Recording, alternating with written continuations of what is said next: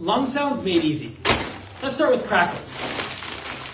Like a bag of chips, crackling poppy sound. Think of your conditions like congestive heart failure where you have pulmonary edema, or pneumonia where you have an exudate, or even pulmonary fibrosis where you get these fine end inspiratory crackles. What about wheeze? For a wheeze, think of a high-pitched musical note commonly found in obstructive lung conditions, such as asthma or COPD. So it sounds like this.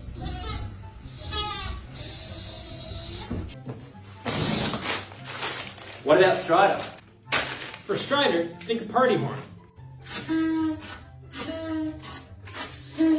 Upper airway obstruction, common in foreign body or even in croup in children where you get the steeple sign on x-ray. What about friction rub? So for friction rub, think of conditions that affect the pleura, such as pneumonia, pleuritis, or PE, and it kind of sounds like this. What about silent chest? Call for help. It's a medical emergency.